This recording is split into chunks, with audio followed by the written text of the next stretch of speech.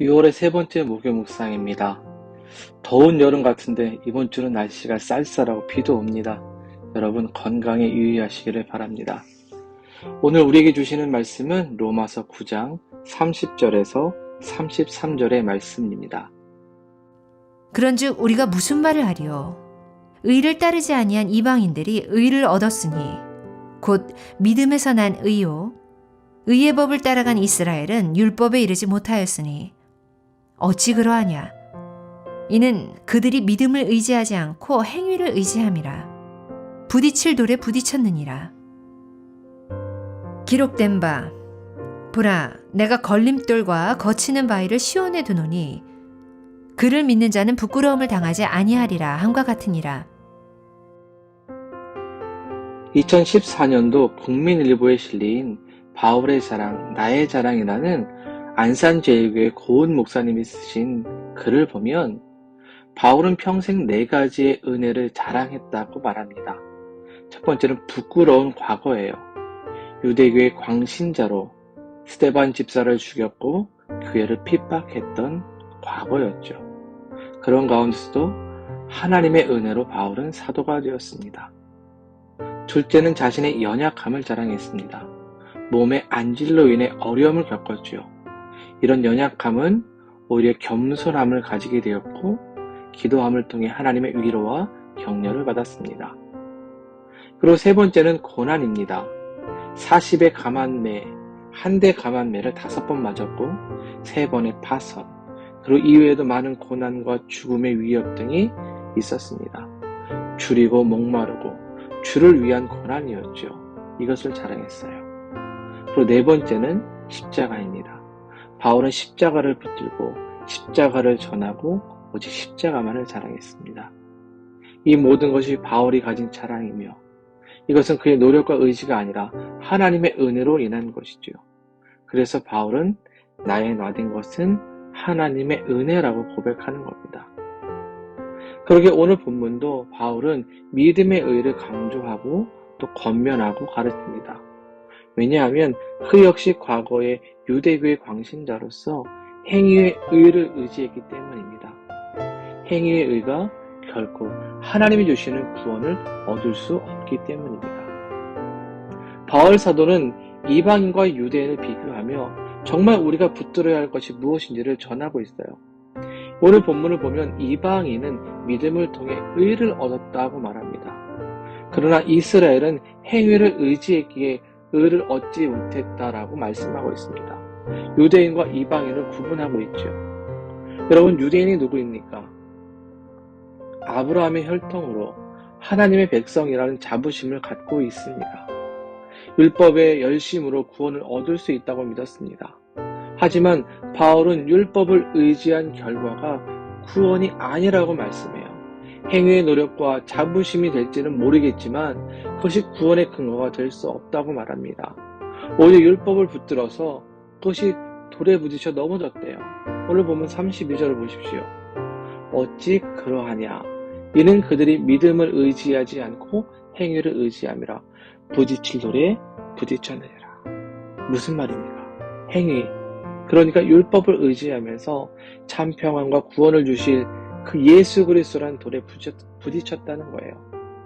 즉 예수 그리스도를 만나 율법의 한계를 깨닫고 그 율법이 완성되신 예수님을 믿어야 하는데 그렇지 못했죠. 오히려 시험이 되었고 걸려 넘어지게 된 겁니다. 그런데 이방인들은 그렇지 않았습니다. 이방인들은 율법을 몰랐습니다. 율법의 가르침도 따르지 않았습니다. 하지만 이들은 의를 얻었습니다. 왜요? 예수 그리스도를 믿었기 때문입니다. 모든 율법과 은혜의 완성이신 예수님을 믿음으로 받아들였기 때문입니다. 여러분, 율법의 눈으로 볼 때는 예수님이 필요하지 않았어요. 그저 율법을 가로막는 걸림돌처럼 보였죠. 하지만 믿음의 눈으로 볼 때에 바로 이 두 걸림돌은 우리를 향한 평안과 쉼을 주는 구원이 됩니다. 왜냐하면 그분이 우리의 모든 걸림과 죄의 문제를 해결해 주시기 때문입니다. 유대인들은 예수님을 부끄러워했습니다.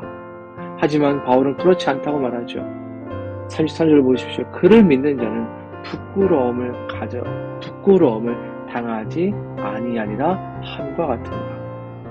예수 그리스도의 십자가, 누군가에게는 부끄러움입니다. 하지만 믿는 자들에게는 그 무엇과도 바꿀 수 없는 은혜이고 능력이 됩니다. 왜냐하면 이것이 구원에 이르게 하는 유일한 길이기 때문입니다. 사람들은 행위를 얻고 노력으로 자신을 자랑하려고 합니다. 이것은 죄의 본성을 가진 사람의 특징이죠. 창세기 11장을 보면 사람들이 바벨탑을 쌓는 이유가 자신의 이름을 높이기 위함이라고 말하고 있어요. 하나님처럼 높아지는 것. 이것이 이름을 내기 위함이죠. 율법도 마찬가지예요. 행위를 통해 무언가 이루고 그것을 보여주는 것으로 자신을 나타내고자 합니다. 하지만 이것은 결코 구원에 이르게 하지 않습니다. 그러기에 바울은 10장 2절에서 하나님께 열심이 있으나 올바른 지식을 따른 것이 아니다라고 말씀하는 것이죠. 여러분, 무엇을 붙들고 의지하고 계십니까? 우리의 노력과 행위로 이룰 수 있는 것은 그저 세상의 헛된 자랑밖에 없습니다. 바울 사도처럼 나의 나된 것이 하나님의 은혜라고 고백하며 영혼을 소망하려면 우리는 믿음을 가져야 합니다. 아브라함이 하나님을 믿을 때 의로 여겨졌다고 말씀했던 것처럼 우리가 예수 그리스도를 믿을 때에 바로 우리가 그 의를 얻고 예수 그리스도의 십자가의 능력이 우리의 삶에 나타나게 될 것입니다. 이것을 기억하며 오늘 하루도 믿음을 붙들고 십자가의 능력을 경험하며 살아가는 우리 모두가 될 수 있기를 주님의 이름으로 축원드립니다. 기도합니다. 사랑의 하나님 감사를 드립니다. 믿음이 없이는 하나님을 기쁘시게 할 수 없음에도 때론 유대인들처럼 행위와 헛된 노력을 의지하고 우리의 삶에 집중할 때가 있습니다. 우리의 어리석음을 용서하여 주시고 오직 믿음을 갖고 주님을 의지하게 하여 주옵소서. 그리하여 다른 이들에게는 걸림돌이 되겠지만 우리에게는 평안과 힘과 한 걸음 더 높이 오르는 돌이 되게 하셔서 하나님의 은혜를 누리고 구원을 얻게 하여 주시옵소서. 그래서 세상에서 십자가의 능력으로 살아가는 바울과 같은 믿음의 성도들이 되게 하여 주옵소서. 우리 성도들의 삶의 필요와 기도의 소원을 아시는 주님, 우리 성도들의 간절함을 알아주시고 그들의 부르짖음에 응답하여 주시옵소서. 눈물로 기도의 씨앗을 뿌릴 때에 기쁨의 열매를 얻게 하셔서 우리 앞에 있는 영주권과 비자, 그리고 직장과 건강, 관계의 모든 문제들이 해결받게 하여 주옵소서. 그리하여 날마다 기뻐하고 찬양하고 감사하는 우리 성도들이 되게 하여 주옵소서. 오늘도 우리와 동행하실, 우리를 인도하실 예수님의 이름으로 기도드립니다. 아멘.